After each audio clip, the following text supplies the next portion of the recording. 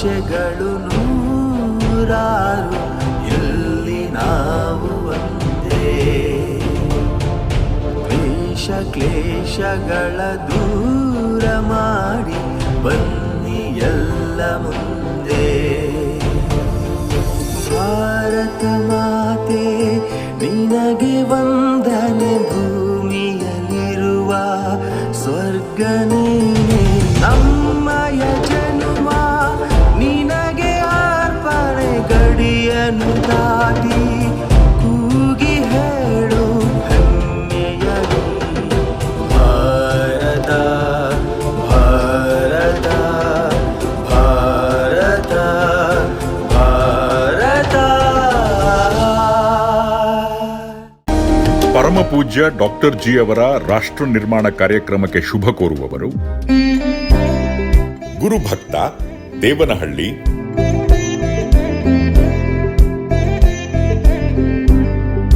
ಗುರುರಾಜ್, ಬೆಂಗಳೂರು.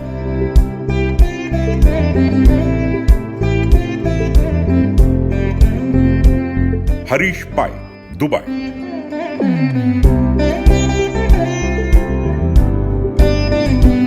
ಸಂಧ್ಯಾ ಶೆಟ್ಟಿಗಾರ್, ಬೆಂಗಳೂರು.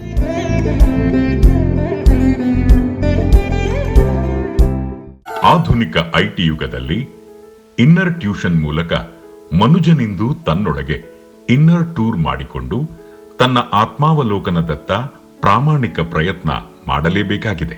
ಇಂದಿನ ವಿಜ್ಞಾನ ಎಂಬುದು ವಿಶೇಷ ಜ್ಞಾನವಾಗಿ ಸರ್ವತೋಮುಖ ಏಳ್ಗೆಗೆ ದಾರಿ ದೀಪವಾಗುವ ಬದಲು ವಿಮುಖ ಜ್ಞಾನವಾಗಿ ಕೇವಲ ಹೊರಗಿನ ಅರಿವನ್ನಷ್ಟೇ ಬೆಳಗುತ್ತಿದೆ.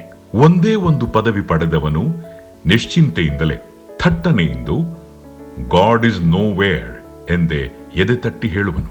ಪ್ರತಿಯೊಬ್ಬರೊಳಗಿರುವ ಪ್ರಾಣಶಕ್ತಿಯೇ ದೇಹಕ್ಕೆ ವರ್ಚಸ್ಸಿನ ರುಮಾಲಾಗಿರುವ ದೇವರು ಎಂದಾದ ಮೇಲೆ ಕೇವಲ 10 ವರ್ಷದ ಬಾಲಕನು ಧೈರ್ಯದಿಂದಲೇ ಗಾಡ್ ಇಸ್ ನೌ ಹಿಯರ್ ಎಂದೇ ವೀರ ಕಹಳೆಯನ್ನೂದಿ ಗೆಲ್ಲಲೇಬೇಕೆಂದು.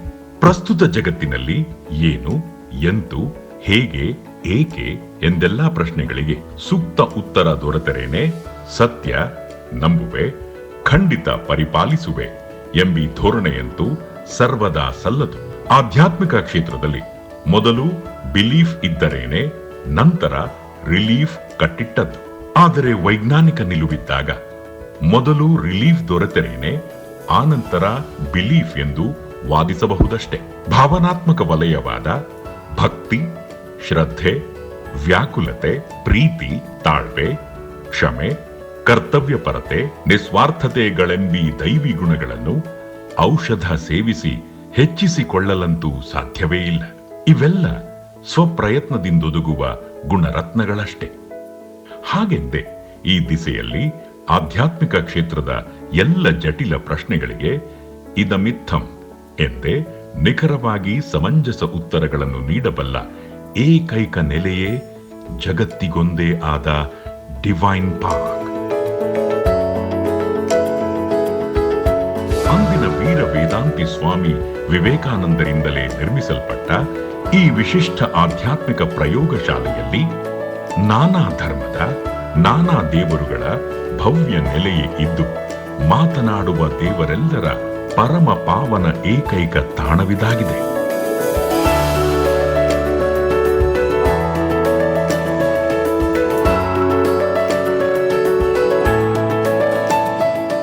ಸ್ನೇಹ, ಸೌಹಾರ್ದ, ಸಾಮರಸ್ಯದ ಸುಮಧುರ ದಾರಿಯಲ್ಲಿ ಸೂಕ್ತ ಮಾರ್ಗದರ್ಶಕರಾಗಿರುವ ನಿತ್ಯ ಜಾಗೃತ ಚೇತನ ಶ್ರೀ ಗುರೂಜಿಯವರೇ ಅವರ ಸಾಧನಾಶೀಲ ದಿವ್ಯ ಮಾಧ್ಯಮರಾದ ಪೂಜ್ಯ ಡಾಕ್ಟರ್ ಜಿಯವರ ಮೂಲಕ ಭಕ್ತರೆಲ್ಲರ ಸಹಸ್ರಾರು ಪ್ರಶ್ನೆಗಳಿಗೆ ಸರ್ವದಾ ಮನಮೋಹಕ ಉತ್ತರಗಳನ್ನಿತ್ತು ಸದಾ ಸಂರಕ್ಷಿಸದೇ ಇಲ್ಲ. ಬದುಕಿನ ಬವಣೆಗಳ ಹಿನ್ನೆಲೆ ಏನು? ಸಮರಸದ ಸಂಸಾರದ ಮೇಲ್ಮೆ ಹೇಗೆ ಸಾಧ್ಯ? ಮಕ್ಕಳಲ್ಲಿ ಸುಮಧುರ ಬಾಂಧವ್ಯ ನನಸಾಗುವ ಬಗೆ ಹೇಗೆ? ಈ ಮಾನವ ಜೀವನ ಪಾವನವಾಗಲು ಏನು ಮಾಡಬೇಕು? ಮುಂತಾದ ನೂರಾರು ತಲೆ ತಿನ್ನುವ ಪ್ರಶ್ನೆಗಳಿಗೆ ಶ್ರೀ ಗುರೂಜಿ ಇಲ್ಲಂತೂ ಪರಿಹಾರ ಹೊಮ್ಮಿಸುತ್ತಾರೆ. ಕರ್ನಾಟಕದ ನಂಬರ್ 1 ಆಧ್ಯಾತ್ಮಿಕ ಚಾತುರ್ಮಾಸಿಕ ಕನ್ನಡದ ವಿವೇಕ ಸಂಪದ, ಆಂಗ್ಲ ಅರ್ಧವಾರ್ಷಿಕ ವಿವೇಕ ವೀಣಾ,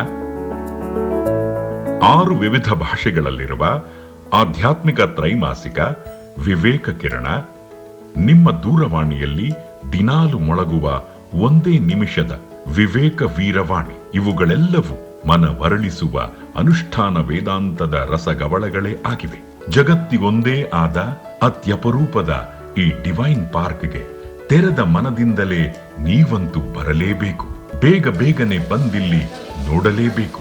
ಮುಂದಿನ ಅರ್ಧ ಗಂಟೆ ಕಾಲ ಸದ್ಭಕ್ತರ ಹಲವಾರು ಪ್ರಶ್ನೆಗಳಿಗೆ ಪೂಜ್ಯ ಡಾಕ್ಟರ್ ಜಿಯವರು ಅವರದೇ ಆದ ವಿಶಿಷ್ಟ ಕಲಾ ಪ್ರತಿಭೆಯಿಂದ ಚೇತೋಹಾರಿಯಾಗಿಯೇ ಹೃನ್ಮನ ಸಿಂಚಕ ಚಿರಸ್ಮರಣೀಯ ಉತ್ತರಗಳನ್ನೇ ನೀಡಿ ಹರಸಲಿದ್ದಾರೆ. ತದೇಕ ಚಿತ್ತರಾಗಿ ಬಂದು ನಿಂದು ಮನದಣಿಯ ಸವಿದು ನೆಮ್ಮದಿಯ ಬೀಡಾಗಿರಿ ಹೂ ಎನ್ನುವಿರ. ಉಜ್ವಲವಾಗಿ ಬೆಳಕು ನೀಡುತ್ತಿರುವಂಥ ರಾಷ್ಟ್ರ ನಿರ್ಮಾಣ ಕಾರ್ಯಕ್ರಮಕ್ಕೆ ಪರಮ ಪೂಜ್ಯ ಡಾಕ್ಟರ್ ಜಿಯವರನ್ನು ಸ್ವಾಗತಿಸ್ತಾ. ನಮಸ್ತೆ ಡಾಕ್ಟರ್ ಜಿ. ನಮಸ್ಕಾರ. ಸುಧಾ ದಯಾನಂದ್ ಬೆಂಗಳೂರಿಂದ ಪ್ರಶ್ನೆ ಕೇಳಿದ್ದಾರೆ. ದೇವರಲ್ಲಿ ಬೇಡುವಾಗ ಭಕ್ತಿ, ಜ್ಞಾನ, ವಿವೇಕ, ವೈರಾಗ್ಯ ಹಾಗೂ ಆರೋಗ್ಯಕ್ಕಾಗಿ ಬೇಡುತ್ತೇವೆ.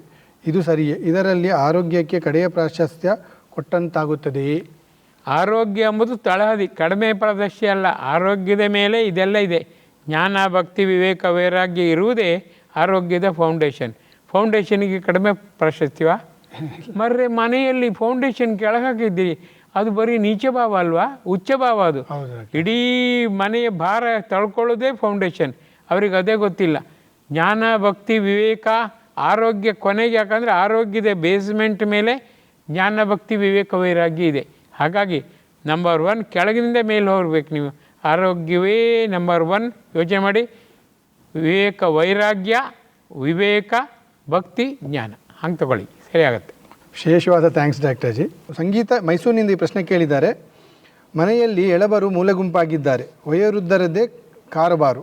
ಮನೆಯಲ್ಲಿ ಯಾವ ಕೆಲಸವನ್ನು ಸ್ವಂತಿಕೆಯಿಂದ ಮಾಡಲು ಅವಕಾಶವೇ ಇಲ್ಲ. ಎಲ್ಲವನ್ನು ನಾವೇ ಮಾಡಬೇಕು. ಇಲ್ಲದಿದ್ದರೆ ನಮಗೆ ನಮ್ಮ ಸ್ಥಾನ ಮನೆಯಲ್ಲಿ ಕಡಿಮೆ ಆಗುತ್ತದೆ. ಈ ಲೌಕಿಕ ಜಂಜಾಟದಿಂದ ಪಾರಾಗುವುದು ಹೇಗೆ ಅಂತ ಪ್ರೀತಿ ಮಾತ್ರ. ಆನೆಯನ್ನು, ಹುಲಿಯನ್ನು ಪ್ರೀತಿಯಿಂದ ಒಳಗೆ ಹಾಕೋಬೋದು. ಗೊತ್ತಾ ನಿಮಗೆ? ಆ ಶುದ್ಧ ಪ್ರೀತಿ ಇದೆ. ಅಂದರೆ ಒಂದು ಕ್ರೂರ ಪ್ರಾಣಿ ಕೂಡ ಮೈ ಬಂದು ನೆಕ್ಕುತ್ತದೆ ಮಾರ್ರೆ. ವಯೋವೃದ್ಧರ ಪ್ರೀತಿಯಿಂದ ಮಾತಾಡ್ಸಿರಿ. ಅಜ್ಜ, ಅಜ್ಜಿ, ನೀವಂದರೆ ನನಗೆ ಅತ್ಯಂತ ಪ್ರೀತಿ. ನಿಮ್ಮನ್ನು ಬಿಟ್ಟು ನಂಗೆ ಇರ್ಲಿಕ್ಕೆ ಸಾಧ್ಯವೇ ಇಲ್ಲ. 24 ಗಂಟೆ ನಿಮ್ಮ ಜೊತೆಗೆ ಇರಬೇಕಂತ ಅನಿಸ್ತಿ. ಏರಿಸಿ ನಿಮ್ಮ ಕೃತಕ ಪ್ರೀತಿಯನ್ನು ಅವರು ಸಾಚಾ ಪ್ರೀತಿ ಅಂತ ತಿಳ್ಕೊತಾರೆ. ಆಮೇಲೆ ಮಗು ಮುದ್ದು ಅಂತ ನಿಮ್ಮನ್ನು ಬಿಟ್ಟು ಬೇರೆ ಹೋಗೋದಿಲ್ಲ. ನೀವು ಹೇಳಿದಂತೆ ಕೇಳ್ತಾರೆ. ಪ್ರೀತಿಯ ಪ್ರಚಂಡ ಪ್ರಭಾವ ಮರ್ರೆ ಅದು. ನಾವು ಪ್ರೀತಿಯನ್ನು ತೋರಿಸೋದೇ ಇಲ್ಲ, ಪಡೆಯುತ್ತೇವೆ, ಕೊಡೋದಿಲ್ಲ.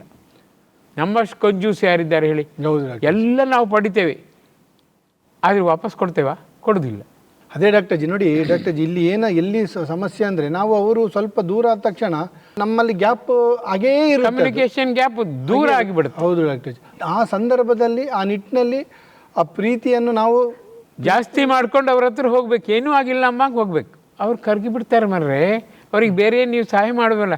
ಅಜ್ಜ, ನಾನೇನಾದ್ರು ಸಹಾಯ ಮಾಡಲೆ? ಬೇಡ ಮಗು, ನೀನಿರು ಸಾಕು. ಇಲ್ದಿರ ನೀವು ಮಾಡಿದ್ದೇ ದೊಡ್ಡ ದೋಷ ಆಗುತ್ತೆ. ಇಷ್ಟು ನಾನು ಹೊಡೆದಾಡ್ತಿದ್ದೇನೆ, ಆ ಮಗು ನೋಡು ಒಂದು ಕ್ಷಣ ಬಂದು ಸಹಾಯ ಮಾಡ್ತಾ, ಅಜ್ಜ ನಾ ಬಂದು ಸಹಾಯ ಮಾಡೋದಾ?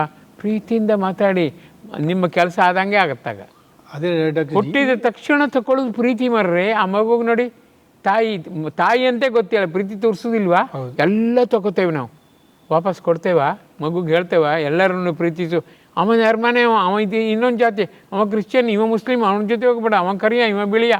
ಎಷ್ಟು ಬೇಗ ನಾವು ತರತಮ ಭಾವದಿಂದ ಜಾತಿ ಮಾಡಿಬಿಡ್ತೇವೆ, ವಿಜಾತಿ ವಿಭಾಗ ಮಾಡುತ್ತೇವೆ. ನಾವು ಎಷ್ಟು ಮೂರ್ಖರಲ್ವಾ? ದೇವರ ಮಕ್ಕಳನ್ನು ನಾವು ಆ ರೀತಿ ಮಾಡೋದಾ? ಯೋಚನೆ ಮಾಡಿ. ಹೌದು ಡಾಕ್ಟರ್. ದೇವರೇ ಯೋಚನೆ ಮಾಡ್ತೇನೆ. ನೀತಿಗೆ ಬೆಲೆ, ಜಾತಿಗಲ್ಲ. ಭಗವಂತ ಸತ್ಯ, ಧರ್ಮ, ನ್ಯಾಯ ಇದ್ದರೆ ಭಗವಂತ ಬಡಿತಾನೆ. ನೀವು ಬ್ರಾಹ್ಮಣ ಆದರೂ ಭಗವಂತ ದೂರವೇ ಹೋಗ್ತಾನೆ. ಯೋಚನೆ ಮಾಡಿ. ಈ ಸ್ಥಿತಿಯಲ್ಲಿ ನಾವು ನಿಜವಾಗಿ ಮಕ್ಕಳಿಗೆ ಯಾವ ಆದರ್ಶ ತೋರಿಸ್ಬೇಕು? ತೋರಿಸ್ತಾ ಇದ್ದೇವಾ? ಇಲ್ಲ, ಕೊಡ್ತಾ ಇದ್ದೇವಾ? ನಿಟ್ಟಿನಲ್ಲಿ ಎಲ್ಲ ನಮ್ದೆಲ್ಲ ಫೈಲ್ಯೂರೇ ಆಗ್ತಿದೆ. ಅಡಿ ಫೇಲ್ಯೂರೇ. ತೋರಾಣಿಕೆ ಭಕ್ತಿ ನಮ್ಮದು. ಭಕ್ತಿ ಯಥಾರ್ಥವಾಗಿ ಇಲ್ಲವೇ ಇಲ್ಲ. ನಾಮ, ಭಸ್ಮ, ಆಮೇಲೆ ತಿಲಕ ಎಲ್ಲ ಇಟ್ಕೊಳ್ಳೋದು, ವೈನ್ ಪಾರ್ಕಿಗೆ ಹೋಗೋದು. ಬನ್ನಿ ಡಿವೈನ್ ಪಾರ್ಕಿಗೆ ಬರ್ತಾರಾ? ಬನ್ನಿ ಅಂತ ಹೇಳಿದ ತಕ್ಷಣ ತುಂಬ ಯೋಚನೆ ಮಾಡ್ಲಿಕ್ಕೆ ಶುರು ಮಾಡ್ತಾರೆ. ಎಷ್ಟು ದುಡ್ಡು ತೆಗಿತಾರೋ, ಎಷ್ಟು ಖರ್ಚಾಗುತ್ತೋ, ಎಷ್ಟು ಲಾಸ್ ಆಗುತ್ತೋ, ನಮ್ಮ ಮನಸ್ಸಿಗೆ ಶಾಂತಿ ತುಂಬ್ತಾರೋ ಇಲ್ವೋ? ಬಂದು ನೋಡಿ. ಅಲ್ಲಿ ಬೇಕಾದಷ್ಟು ಬೇಕಾದ್ರೆ ಒದ್ದಾಟದಲ್ಲಿ ಇರ್ತಾರೆ. ಒಂದು ಸಲ ಈಚೆ ತಿರುಗಿ ನೋಡಿ, ಇಡೀ ಜೀವನ ಬೆಳಗಿಸ್ಕೊಳ್ಳಿಕ್ಕೆ ಮಾರ್ಗ ಇದೆ ಅಂತೇಳಿ ಹೇಳಿದರೆ ಬರಲಿಕ್ಕೆ ಯೋಚನೆ ಮಾಡುವಂಥ ಒಂದು ವಿಷಮ ಪರಿಸ್ಥಿತಿಯಲ್ಲಿ ನಾವು ಮೇಲ್ಮೆಯ ಸೂತ್ರವನ್ನು ಧರ್ಮಕ್ಕೆ ಹೇಳ್ತೇನೆ. ಧರ್ಮಕ್ಕೆ ಹೇಳ್ತಾರೆ ಮರ್ರೆ ಯಾರಾದರೂ? ನಂಗೆ ಸುಳ್ಳಾಗಿ ಕಾಣುತ್ತೆ ನೋಡಿ, ಬಂದು ಕೇಳಿ ಆಮೇಲೆ ಹೇಳಿ. ಧರ್ಮ ಅಂದ್ಕೊಳ್ಳಿ, ನಮ್ಮ ಇಡೀ ಡಿವೈನ್ ಪಾರ್ಕ್ನಲ್ಲಿ ಹಣದ ಸುದ್ದಿ ನಾವು ಎತ್ತುವುದೇ ಇಲ್ಲ, ಎತ್ತದೇವಾ? ಇಲ್ಲ ಡಾಕ್ಟರ್ ಜಿ. ಅದು ಜನ ಹೆದರೋದು ನೋಡಿ ಎಂಥ ಸ್ಥಿತಿ. ವಿಶೇಷವಾಗಿ ನಮ್ಮ ಭಾರತದಲ್ಲಿ ಲೂಸ್ ಸ್ಟಾಕ್ ಮಾಡ್ಕೊಂಡು ಹೋಗುವಂಥದ್ದು ಏನೋ ಒಂದು ಇದೆ, ಅದ್ರ ಬಗ್ಗೆ ಏನೋ ಒಂದು ಹೇಳಿಬಿಡುದು, ಅವ್ರು ಹೋಗಿರುವುದಿಲ್ಲ. ನಾನು ಅಮೆರಿಕಕ್ಕೆ ಹೋದಾಗ ಅವ್ರು ಹೇಳ್ತಾ ಇದ್ರು, ಭಾರತೀಯರು ಕಂಡದ್ದನ್ನು ಹೇಳುವುದಿಲ್ಲ, ಕಾಣದಿದ್ದನ್ನು ಕಂಡಂತೆ ನಟಿಸಿ ಹೇಳುವುದಿಲ್ಲ ಎಕ್ಸ್ಪರ್ಟ್ ಅಂತ. ಎಷ್ಟು ಕಾಣಲೇ ಇಲ್ಲ ಅವ ಹಾಲಿನ ಬಗ್ಗೆ ವಿವರಣೆ ಕೊಡ್ತಾನೆ. ನಿಜವಾಗಿ ಸತ್ಯವೇ ಹೇಳಿದ್ದಾರೆ ಅವನಿಗೆ ಗೊತ್ತೇ ಇಲ್ಲ. ಹೌದು doctor G. Expert in telling lies nicely and wisely hours together ಅಂತಾರೆ. ಎಷ್ಟು ಸತ್ಯ ಯೋಚನೆ ಮಾಡಿ. ಆ ನಿಟ್ಟಿನಲ್ಲಿ ಇಲ್ಲಿರುವಂಥ ಒಂದು ಸತ್ಯವನ್ನು ನಿಜವಾಗಿ ಅವರು ಬಂದು ಅರಿತು ಅದನ್ನು ನೋಡಿ ಒಂದೊಂದು ಸಂದೇಶ ಸುದ್ದಿಯಲ್ಲಿ ಗುರುಜಿ ಹೇಳುವ ಜೀವನ ಮೌಲ್ಯ ಕೋಟಿಗಟ್ಟಲೆ ರೂಪಾಯಿ ಕೊಟ್ಟರು ಸಿಕ್ಕುವುದಿಲ್ಲ.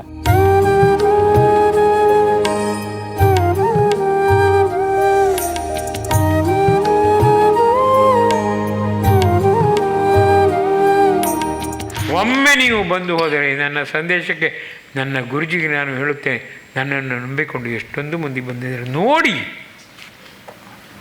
ದೇಹಾತೀತ ಅಸ್ತಿತ್ವಕ್ಕೆ ಬೇಡ ಮಗು, ಮೋಕ್ಷ ಸಾಕು, ಮುಕ್ತಿ ಸಾಕು ಎಂದಿರಿ. ಈಗ ನೋಡಿ ಎಷ್ಟು ಮಂದಿ ನನ್ನನ್ನು ಅವಲಂಬಿಸಿದ್ದಾರೆ. ಅವರಿಗೆಲ್ಲ ಉತ್ತರೋತ್ತರ ಅಭಿವೃದ್ಧಿ ಆಗಬೇಕು. ಮಾಡಬೇಕೋ ತಲೆ ಜಜ್ಜಿಕೊಳ್ಳುವೆ ನಿಮಗಾಗಿ ಯೋಚನೆ ಮಾಡಿ. ನಿಮ್ಮ ನೆರಳು ನಿಮ್ಮನ್ನು ಮರೆತು ಓಡಿದರು, ನಾನಂತೂ ನಿಮ್ಮ ಜೊತೆಗಿರುತ್ತೇನೆ. ಉತ್ತರೋತ್ತರ ಅಭಿವೃದ್ಧಿಗೆ ನಾನು ಹೋರಾಡುತ್ತೇನೆ, ಇದು ಸತ್ಯ. ಡಿವೈನ್ ಪಾರ್ಕ್ ಎಲ್ಲ ದೇವದೇವರ ಸಮಾಗಮ ಕೇಂದ್ರ, ಅದ್ಭುತ ಆನಂದದ ತಿಜೋರಿಯಾಗಿ ನೀವು ಬರಬೇಕು. ಆಗ ನನಗೆಷ್ಟು ಖುಷಿ ಆಗುತ್ತದೆ ಗೊತ್ತೇ.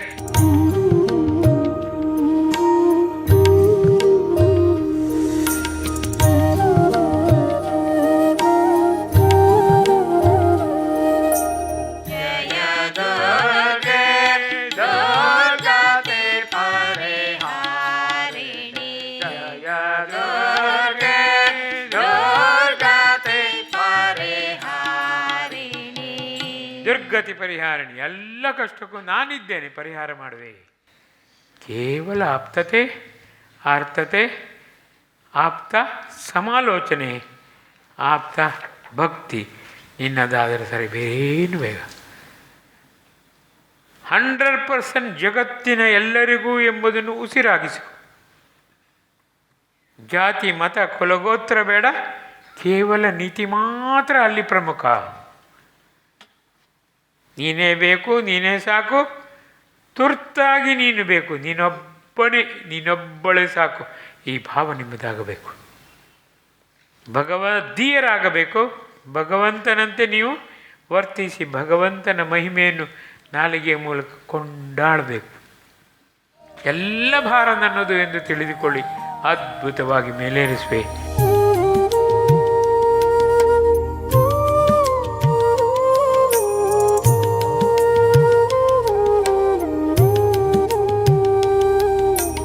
ಇಲ್ಲಿಗೆ ಬರುವಾಗ ಹೊಸ ಉತ್ಸಾಹದೊಂದಿಗೆ ಹಿಂದಿರುಗುವೆ ಎಂಬ ಛಲದಿಂದ ಬರಬೇಕು.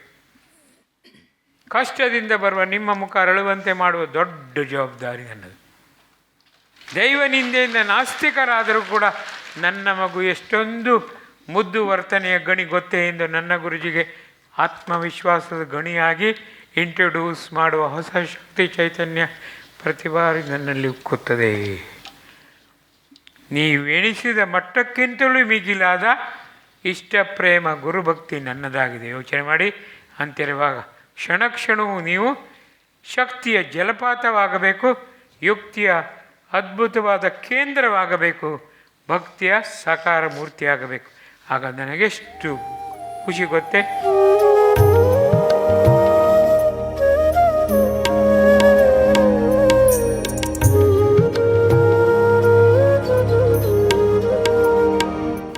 ಧರ್ಮ ಕೇಳೋದಿಲ್ವಾ? ಯೋಚನೆ ಮಾಡಿ.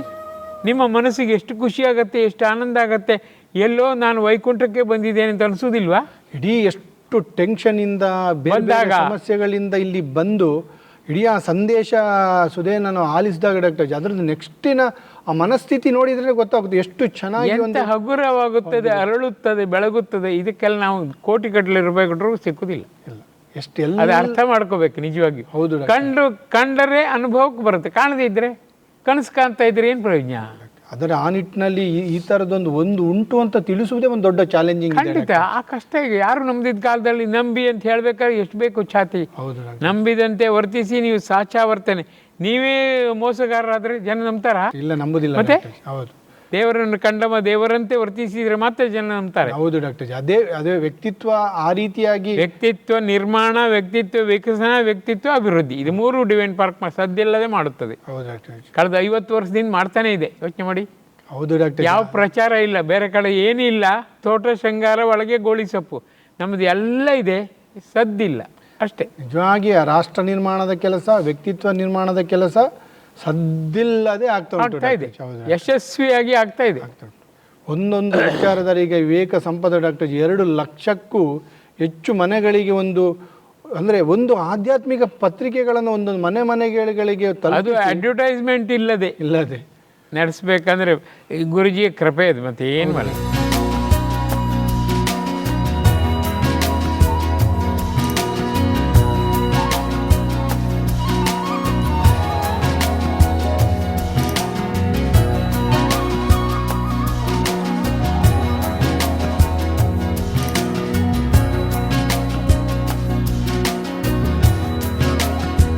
ದೇವರು ಇಲ್ಲಿ ಇದ್ದು ಮುನ್ನಡೆಸ್ತಿದ್ದಾನೆ ಮುಂದಕ್ಕೆ ಒಂದು ವಿಶೇಷವಾದ ನಿಚ್ಚಳವಾದ ಸಾಕ್ಷಿ, ಅದು ಬೇರೆ ಏನು ಬೇಡ, ನೋ ಪ್ರೂಫ್ ಎಟ್ ಆಲ್. ಹೌದು ಹಾಗೆ.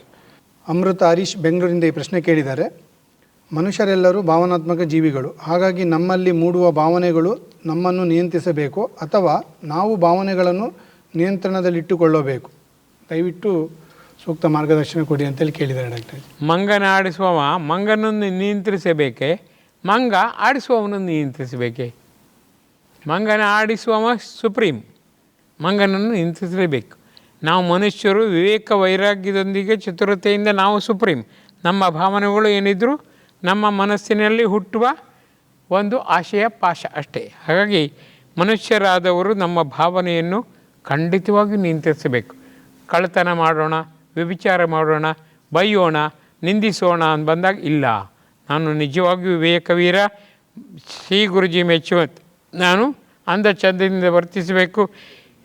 ನನ್ನ ಭಾವನೆಯೇ ಅದು ತೊಲಗಬೇಕು, ದೂರ ಆಗಬೇಕು.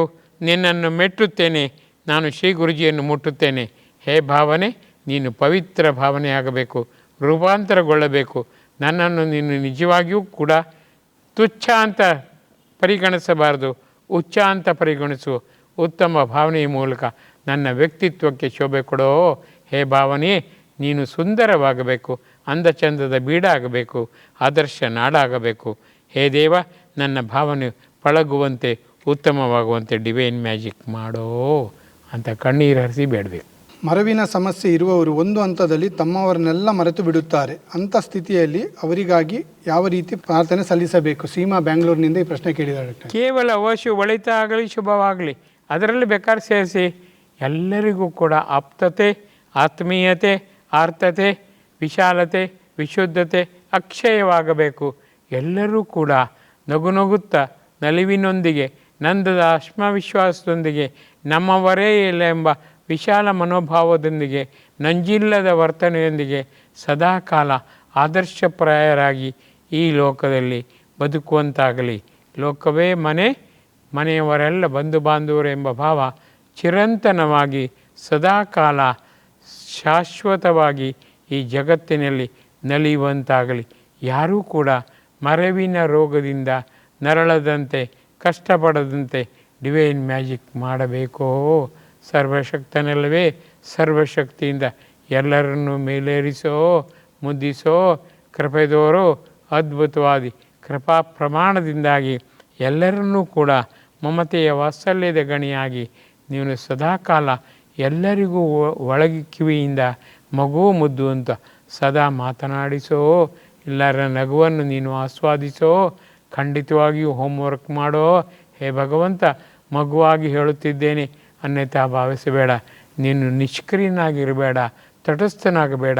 ಎಲ್ಲರಲ್ಲೂ ಅಲರ್ಟ್, ಅಜೆಸ್ಟಿವ್, ಅನಲಿಟಿಕಲ್, ಅಪ್ರಿಷಿಯೇಟಿವ್ ಆಗಿ ಡಿವೈನ್ ಮ್ಯಾಜಿಕ್ ಮಾಡೋ. ಈ ಮಗು ಬೇಡುತ್ತಿದೆ, ಖಂಡಿತವಾಗಿ ಕಡೆಗಣ್ಣು ಬೇಡವೋ? ಹುಮ್ತಾನೆ ಎಲ್ಲಿ? ಹುಮ್ಮೆನ್ನು ಒಮ್ಮೆನ್ನು ದೇವ, ಹೇ ದೇವ, ಹೇ ತಂದೆ ಒಮ್ಮೆನ್ನೋ. ಹಾಗಿದೆ ಪರಮಾತ್ಮದ ಇದೆಲ್ಲ ಒಳ ಸೀಕ್ರೆಟ್ ಹೇಳಿಬಿಟ್ಟೆ ಇವತ್ತು ನಾನು. ಹೌದು ಡಾಕ್ಟರ್ಜಿ. ಅವನು ಹೇಳ್ತಾನೆ, 1-2 ದಿನ ಸುಮ್ಮನೆ ಇರ್ತಾನೆ. ಆಯ್ತು ಮಗು, ಸುಮ್ಮನಿರು ಮಗು, ಹೇಗೆ ಬೇಡ ಬಂದು ನಂಗೆ ಗೊತ್ತಿದೆ ಮಗು ಅಂತ. ಯಾವುದಾದ್ರೂ ರೀತಿಯಲ್ಲಿ ಪರಿಣಾಮ ಖಂಡಿತವಾಗಿಯೂ ಆಗುತ್ತಲ್ಲ ಡಾಕ್ಟರ್ಜಿ? ಪರಮಾದ್ಭುತವಾಗಿ ಸ್ವರ ಕೇಳುತ್ತೆ ಮಗು. ಮಗು, ಮುದ್ದು, ಕಂದ, ಚಿನ್ನ, ನನ್ನ ಮಗು ಮರಿಬೇಡ ಮಗು ಅಂತಾನೆ ಭಗವಂತ. ನಮ್ಮ ಜೊತೆ ಮರಿಬೇಡ ಅನ್ನೋದು ಎಂಥ ಅದ್ಭುತವಾಗಿ. ಹೌದು ಡಾಕ್ಟರ್ಜಿ. ನಾವು ಅವನ್ನು ಮರೆಯೋದು, ಅವ ನನ್ನ ಜೊತೆ ನನ್ನನ್ನು ಮರಿಬೇಡ ಮಗು ಅನ್ನೋದು. ಅಮ್ಮ ಮಗುನೊಟ್ಟಿಗೆ ಅಮ್ಮ ನನ್ನ ಮರಿಬೇಡ ಅಂತ ಹೇಳ್ತಾಳ, ಇದು ಭಗವಂತ ಹೇಳ್ತಾನೆ, ನನ್ನನ್ನು ಮರಿಬೇಡ ಮಗು, ಮುದ್ದು ಮಗು, ನಾನು ನಿನ್ನ ಮಗು, ಮರಿಬೇಡ ಮಗು. ಆಧ್ಯಾತ್ಮಿಕದ ಯಾವುದು ಅತಿ ಮುಖ್ಯವೋ ಡಾಕ್ಟರ್ಜಿ, ಅದನ್ನೆಲ್ಲ ನೀವು ಬಯಲು ಮಾಡಿದ್ದಾರೆ. ಅಲ್ಲ, ಅದನ್ನು ಯಾರು ಹೇಳೋದಿಲ್ಲ. ಇದು ಯಾವ ಟೆಕ್ಸ್ಟ್ನಲ್ಲೂ ಇಲ್ಲ, ಯಾವ ಶಾಸ್ತ್ರದಲ್ಲೂ ಇಲ್ಲ, ಯಾವ ಸದ್ಗ್ರಂಥದಲ್ಲೂ. ಯಾಕೆ ಗೊತ್ತಾ? ಇದು ಹಿರಿಯರು ಹೇಳಲೇ ಇಲ್ಲ. ಜೋಪಾನವಾಗಿ ಅವ್ರು ಮಾತ್ರ ಉಂಡ ಮೇಲೆ ಇರಿದ್ರು. ಸ್ವಾರ್ಥತೆ ತುತ್ತುದಿಗೆ ಹೋದರು. ನಂದಾಗಲ್ಲ, ನನಗೊಳ್ಳೆದ ಗುರುಜಿ ನಿಮಗೊಳ್ಳೆಯಲ್ಲ. ಯಾರೂ ಹೇಳಲಿಲ್ಲ ತಾನೆ, ನಾವಿದ್ದೇವೆ. ಹೇಗಿದೆ? ಹಾಗಾಗಿಯೇ ಡಾಕ್ಟರ್ಜಿ ಇನ್ನೂ ನಿಜವಾದ ಹೊಸ ಅಧ್ಯಾಯ, ಹೊಸ ಮನ್ವಂತರ, ಹೊಸ ರೆವಲ್ಯೂಷನ್. 2ನೇ ವರ್ಷದಲ್ಲಿ ನಂಗೆ ಕ್ಲಾಸ್ನಲ್ಲಿ ಮಾರ್ರೆ ಯಾರು ಕೊಟ್ರೆ ನಿಂಗೆ ಬೇಕಾ ಬಾ ತಗೋ ಅಂತಿದ್ದೇನೆ. ನಂಗೆ ಯಾರು ಒಂದು ಪೇಪರ್ಮೆಂಟ್ ಕೊಟ್ಟರೆ ಚೂರು ಮಾಡ್ಕೊ ತಿಂಬೋ, ಆಯ್ತಾ ಬರ್ತೀಯಾ ಇದೆ. ಹೇಗಿದೆ? ಅದಕ್ಕೆ ನಮ್ಮಮ್ಮ ಯಾವ ಜಾತಿಯೋ ಏನ್ಕೊಂಡು ಛೇ ಅಂದರೆ ಜಾತಿ ಮನುಷ್ಯ ಜಾತಿ ಎಂಬ ಸುಮ್ಮನೀರು ನೀನು ಅಂತಿದ್ದೇನೆ. 2ನೇ ವರ್ಷದಲ್ಲಿ ಹೇಳ್ತಿದ್ದೆ ಮನುಷ್ಯ ಜಾತಿ ಅವೆಲ್ಲ ಒಂದು. ಹೇಗಿದೆ? ಏನು ಮನಸ್ಥಿತಿ ಡಾಕ್ಟರ್ಜಿ ನಿಮಗೆ, ಎಷ್ಟು ಆ ಉನ್ನತ ಮಟ್ಟಕ್ಕೆ ಆ ಮನಸ್ಸು. ಅದು ಹಿರಿಯರ ಪುಣ್ಯ ನಂದೇನೂ ಅಲ್ಲ. ನಾನು ಮುಂಚಿಂದು 0, ಎಲ್ಲ ಕ್ರೆಡಿಟ್ ಇನ್ನೊಬ್ರಿಗೆ ಕೊಡೋದು, ನಾನು ನಗುದು. ಹೇಗಿದೆ? ಆ ಹೃದಯ ಮತ್ತು ಮನಸ್ಸಿಗೆ ಡಾಕ್ಟರ್ಜಿ ಗುರುಜಿ ಒಲಿತಾರೆ. ಭಗವಂತ ಒಲಿಬೇಕಾದ್ರೆ ಆತ ನಿಸ್ವಾರ್ಥತೆ ಗಣಿ. ನಾನಿದ್ದೇನೆ, ನಿಂಗೆ ಯಾರು ಬೇಡ, ನಾನಿದ್ದೇನೆ. ಈಗ ನನಗೆ ಸಮಾಧಾನವಾದ ಯಾರು ಇಲ್ದಿದ್ರೂ ನಡೀತದೆ. ನಮ್ಮ ಹೆಂಡತಿ ಮಕ್ಕಳಿಗೆ ಹೇಳ್ತೇನೆ, ನೀವು ಇಲ್ದಿದ್ರೂ ನಡೀತದೆ, ನಂಗೆ ಗುರುಜಿ ಇದ್ದಾರೆ. ಅದವ್ರಿಗೆ ಸಿಟ್ಟು ಬರೋದು ಕೆಲಸ. ಹೌದು ಡಾಕ್ಟರ್ಜಿ, ಯಾಕೆಂದರೆ ಅವರ ಒಂದು ದೊಡ್ಡ ಹೋರಾಟ ನಿಮ್ಮ ಜೊತೆ ಇರುತ್ತಲ್ಲ ಡಾಕ್ಟರ್ಜಿ, ಆ ರೀತಿಯಾಗಿ. ಆದರೂ ಸತ್ಯ, ಕಟು ಸತ್ಯ ಹೌದಲ್ಲ, ನಿಷ್ಠುರವಾದ ಸತ್ಯ ಅದು. ಕೊನೆಗೆ ಬರೋದು ಈ ಹಕ್ಕು ಪರಕ್ಕೂ ಯಾರು ಬರೋದು ಇಲ್ಲ, ಎಲ್ಲ ಮುಗೀತು. ಭಗವಂತ ಜೊತೆಗಿರ್ತಾನೆ. ನನಗೇನು ಜನ್ಮ ಇಲ್ಲ ಅಂದಿದ್ದಾರೆ. ಹಾಗಾಗಿ ಯೋಚನೆ ಮಾಡಿ, ಸತ್ತ ಕ್ಷಣ ನಿನ್ನ ಜೊತೆಗೆ ನಾನು ಇರ್ತೇನೆ, ಒಳಗೆ ಸೇರಿಸ್ಕೋತೇನೆ ಅಂದಿರಿ. ಇನ್ನಂತೆ ಬೇಕು? ನಿನ್ನ ಯಾವ ರೂಪ ಭಾವ ಛಾಯು ಕೂಡ ಇಲ್ಲದಂತೆ ನಾನು ಎಲ್ಲ ನಿನ್ನ ನುಂಗಿ ಬಿಡ್ತೇನೆ ಅಂದಿದ್ರು. ಹೇಗಿದೆ? ಪರಮಾತ್ಮ ಡಾಕ್ಟರ್, ರೋಮಾಂಚನ ಡಾಕ್ಟರ್. ಒಂದೊಂದು ವಿಚಾರಧಾರೆಯು ಯಾರಿಗೆ ಹೇಳ್ಬಿಡಿ ಆಯ್ತಾ? ಆಯ್ತು ಡಾಕ್ಟರ್ಜಿ. ಇದನ್ನು ಎಣಿಸಿದರೆ ಅತಿ ಕಹಿ, ಅತಿ ಕಠೋರ, ಅತಿ ಕಠಿಣ. ಆದರೆ ಕೆಲವೊಮ್ಮೆ ತುಂಬ ಖುಷಿ ಆಗುತ್ತೆ, ನಮ್ಮವರೊಬ್ರು ಹಿಂಗಿದ್ದಾರಲ್ಲ. ಹೌದು ಡಾಕ್ಟರ್ಜಿ. ಯಾರ್ಯಾರಿಗೋ ನಾವು ಯಾವುದ್ಯಾವುದೋ ಯುಗದಲ್ಲಿ ಆಯ್ತಂತ ಹೇಳಿದೆ, ಕಲಿಯುಗದಲ್ಲಿ ನಮ್ಮ ಕಣ್ಮುಂದೆ ನಮ್ಮ ಜೊತೆಗೆ ಹೀಗಿದ್ದಾರಲ್ಲ. ದೇವರನ್ನು ಕಂಡವರು ಅಂತ ಹೇಳಿದರೆ ಅದೊಂದು ದೊಡ್ಡ ಒಂದು ಮಾತು ಡಾಕ್ಟರ್ಜಿ. ಆ ರೀತಿಯಾಗಿತ್ತು. ನಮ್ಮ ಕಣ್ಣು ಮುಂದೆ ಅಂಥ ಮಹತ್ತನ್ನು ಪಡೆದವರು ನಮ್ಮ ಕಣ್ಣು ಮುಂದೆ ಇದ್ದಾರಲ್ಲ ಅಂತೇಳಿ ನಾನು ಹೇಳಿದ್ದು ಅಷ್ಟೇ ಡಾಕ್ಟರ್. ಇಡೀ ಭಾರತವೇ ಓಡಿ ಬರಬೇಕು ಡಾಕ್ಟರ್ಜಿ. ಅಯ್ಯೋ ಬೇಡ, ನಾನು ಬೇಡಿದ್ದೆ ಹಂಗೆ ಎಲ್ಲರಿಗೂ ಸಹಾಯ ಮಾಡ್ತೇನೆ, ಯಾರು ನನ್ನನ್ನು ಸ್ಮರಿಸಬಾರ್ದು. ಈಗಿಂದಲ್ಲ, 2-3 ವರ್ಷದಲ್ಲೂ ಬೇಡಿದ್ದೇನೆ. ಸೂರ್ಯ ಬರ್ತಾನೆ ಮರ್ರೆ, ಏನಾದ್ರು ಶಬ್ದ ಮಾಡ್ತಾನ? ಹೌದು ಡಾಕ್ಟರ್. ನಾನು ಆಗ್ಲಿಂದ ಸೂರ್ಯನ ಲವರ್. ನಾನು ಜಗತ್ತನ್ನು ಬೆಳಗಿಸ್ತೀನಿ ಮರಿ, 24 ಗಂಟೆ ಬೆಳಗ್ತಾನೆ, ಅವನಿಗೆ ರಷ್ಟೇ ಇಲ್ಲ. ಇಲ್ಲಿ ಕತ್ತಲೆ ಆದರೆ ಇನ್ನೊಂದು ಕಡೆ ಬೆಳಕು. 24 ಗಂಟೆ ದುಡಿತಾನೆ. ಒಬ್ಬರಿಗೂ ಕೂಡ ಬಡಿದೆಬ್ಬಿಸಿ ನೋಡಿ ಇಲ್ಲಿ ನಾ ಬರ್ತೇನೆ ಹೇಳ್ತಾನ? ಇಲ್ಲ ಡಾಕ್ಟರ್. ನಮ್ಮದೆಲ್ಲ ಎಂಥ ಪುಟ್ಟು ಕುಸುಮಾರ್ರ ಇದ್ರ ಮುಂದೆ. ಅದೇ ನೀವು ಆ ಒಂದು 0 ಭಾವ, ಶೂನ್ಯತೆ ಅಂತ ಹೇಳ್ತಾರಲ್ಲ ಡಾಕ್ಟರ್ಜಿ, ಆ ಶೂನ್ಯತೆಯ ತುದಿಗೆ ನೀವು. ಸೂರ್ಯಚಂದ್ರ ನಕ್ಷತ್ರ ಯಾರು ಗಲಾಟೆ ಮಾಡ್ತಾರಾ? ಇಲ್ಲ ಡಾಕ್ಟರ್. ಮತ್ತೆ ಎಂಥದ್ದು ಒದ್ದಾಟ ಮಾರ ನಿಮ್ದೆ? ಅದೇ ಡಾಕ್ಟರ್, ಅದು ಬರ್ಬೇಕಲ್ಲ, ಮನುಷ್ಯನಲ್ಲಿ ಬರ್ಬೇಕಲ್ಲ ಡಾಕ್ಟರ್. ಬರ್ಬೇಕು. ನನ್ನಂತ ಮೂರ್ಖನಿಗೆ ಬಂದಿದೆ, ನಿಮ್ಮಂತ ಶ್ರೇಷ್ಠರಿಗೆ ಬರೋದು ಬೇಡ ಬರ್ರಿ. ನಮ್ಮಂತ ನಾವು ಮೂರ್ಖರು ಡಾಕ್ಟರ್ಜಿ. ಈಗ ನಾವು ಇನ್ನೆಷ್ಟು ಶತ ಮೂರ್ಖರು ಅಂತೇಳಿ ನಿಮ್ಮ ಜೊತೆ ಮಾತಾಡುವಾಗ ನಮಗೆ ಗೊತ್ತಾಯ್ತಲ್ಲ.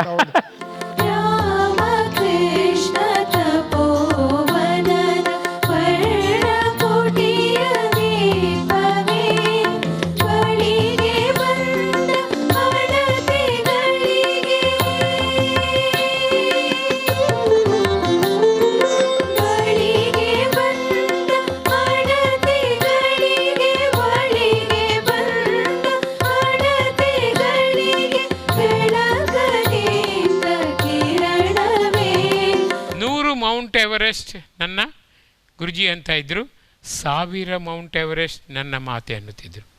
ನನ್ನ ಗುರುಜಿ ಎಲ್ಲ ಸದ್ಭಾವನೆಗೂ ಮಾತೆಯೇ ಕಾರಣ.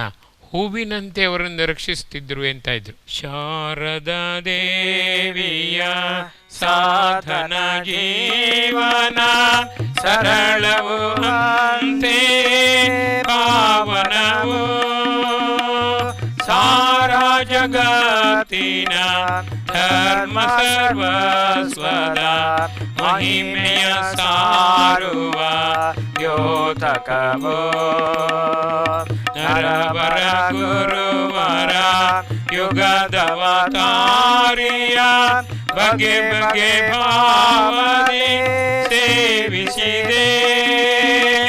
ಶಾರದಾ ಮಾತೆ ಮೋಕ್ಷ ವಿಧಾನೆ ನಾರಿಗೂ ದೇವರ ತೋರಿಸಿದೆ. ಪ್ರತಿಯೊಬ್ಬ ಗೃಹಿಣಿ ಬೆಳಿಗ್ಗೆ ಮಧ್ಯಾಹ್ನ ಸಾಯಂಕಾಲ 3 ಬಾರಿ ಪದ್ಯವನ್ನು ಹೇಳಿದರೆ ನನ್ನ ಅಮ್ಮನ ದಿವ್ಯ ದರ್ಶನ ರಾತ್ರಿ ಮಲಗೋದ್ರೊಳಗೆ ಖಂಡಿತ ಕೊಡಿಸುತ್ತೇನೆ.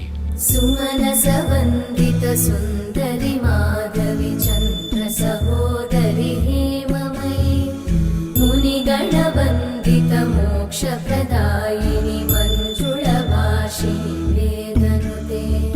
ಕೇವಲ 3 kg ಮಾಂಸದ ಮುದ್ದೆ 10 kg ಆಗಿ ಬೆಳೆಯಬೇಕು ಒಂದೇ ವರ್ಷದಲ್ಲಿ.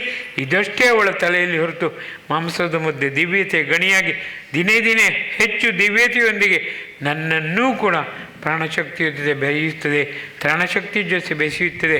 ಆ ರೀತಿ ಸದಾಶಯ ಸನಾತನ ಪ್ರಜ್ಞೆ ಈ ಜಗತ್ತಿನಲ್ಲಿ ಒಬ್ಬಳೇ ಒಬ್ಬ ತಾಯಿಗೆ ಇದ್ದಿದ್ದರೆ ಈ ಜಗತ್ತು ಸ್ವರ್ಗವಾಗುತ್ತಿತ್ತು. ನನ್ನಮ್ಮ ಹೇಳುತ್ತಿದ್ದರು, ಈ ಭಾವನೆಯನ್ನು ಈ ಜಗತ್ತಿನಲ್ಲಿ ಎಲ್ಲ ಹೆಣ್ಣು ಮಕ್ಕಳಿಗೂ ನಾನು ಇಂಜೆಕ್ಟ್ ಮಾಡುವೆ. ಪಾಪ ಮಾಡುವಷ್ಟು ಮಾಡಿದ್ದಾರೆ. ರಿಸೀವಿಂಗ್ ಬ್ಯಾಂಡ್ ಡಲ್ ಆಗಿದ್ದರೆ ಪಾಪ ನನ್ನ ತಾಯಿ ಏನು ಮಾಡಿಯಾಳು. ನೀವಾದರೂ ಅರಿತು ನುರಿತು ಬೆರೆತು ಮುಂದಾಗಬೇಕು. ಆಗ್ವೀರಾ? ಪಂಕಜವಾಸಿನಿ ದೇವ ಸುಪೂಜಿತ ಸದ್ಗುಣವರ್ಷಿಣಿ ಶಾಂತಿಯುತೆ. 100% ಕ್ಷಮೆ ಜಗದಂಬೆಯಲ್ಲಿ, 10% ಕ್ಷಮೆ ಹೆತ್ತ ತಾಯಿಯಲ್ಲಿ. ಆ ಭಾವನೆ ಇದ್ದರೆ ತಾಯಿಯಾಗಿ ಭಗವಂತನನ್ನು ಬಹಳ ಬೇಗ ಗೆಲ್ಲಬಹುದು. 10% ಕ್ಷಮೆಯನ್ನು ನೀನು ಇಂಜೆಕ್ಟ್ ಮಾಡಿದ್ದಿ, ಅದು 90% ಸೇರುವಂತೆ ಮಾಡಿ 100% ತನ್ಮಯತೆಯಿಂದ ಜಗಜ್ಜನನಿಯಂತೆ ನನ್ನನ್ನು ರೂಪಿಸೋ ಕಣ್ಣೀರು ಹರಿಸಿದರೆ ಹೆತ್ತ ತಾಯಿಗೆ ಆ ಜಗನ್ಮಾತೆ ಬಂಪರ್ ಕೃಪೆ ಹರಿಸುತ್ತಾಳೆ. ಆದರೆ ಆ ರೀತಿ ಯುಕ್ತಿ ಬೆಳಗಬೇಕು, ಭಕ್ತಿ ದೃಢವಾಗಬೇಕು. ಮುಕ್ತಿಯೇ ಏಕೈಕ ಉದ್ದೇಶ ಎಂಬುದು ಸುದೃಢವಾದರೆ ಮಾತ್ರ ಸಾಧ್ಯ. ಯಾವ ತಾಯಿ ಆ ರೀತಿ ಮುಂದಾಗುತ್ತಾಳೆ? ನನ್ನ ತಾಯಿ ಮಾತ್ರ ಈ ರೀತಿ ಜಗತ್ತಿಗೆ ಹೇಳುತ್ತಿದ್ದಳು. ಎಲ್ಲ ಹೆಂಗಸರಿಗೂ ಎಷ್ಟೊಂದು ಸಾಂತ್ವನ ನೀಡುತ್ತಿದ್ದರು. ಹೆದರಬೇಡಿ, ತಾಯಿ ಜಗನ್ಮಾತೆ ಒಳಗಿದ್ದಾಳೆ, ನಾನು ಬಂದು ನಿಮಗೆ ಸಾಂತ್ವನ ನೀಡಿಸುತ್ತಾನೆ. ನಾನು ಕಣ್ಣೀರ ಹೊಳೆ ಹರಿಸಿ ಮಗು ನಿನ್ನನ್ನು ಮೇಲೆ ಎತ್ತುತ್ತೇನೆ. ತಲೆ ಮೇಲೆ ಕೈ ಇಟ್ಟು ನನ್ನಮ್ಮ ಎಲ್ಲರಿಗೂ ದಾರಿ ತೋರಿಸುತ್ತಿದ್ದರು. ಸಾಕ್ಷಾತ್ತಾಗಿ ಈ ಕ್ಷೇತ್ರದಲ್ಲಿ ನನ್ನಮ್ಮ ಇದ್ದಾರೆ. ಎಂಥ ಭಾಗ್ಯವಂತರು ನೀವು. ಕಲ್ಮಶನಾಶಿನಿ ಕಾಮಿನಿ ವೈದಿಕ ರೂಪಿಣಿ ವೇದಮಯೇ ಕ್ಷೀರಸಮುದ್ಭವ ಮಂಗ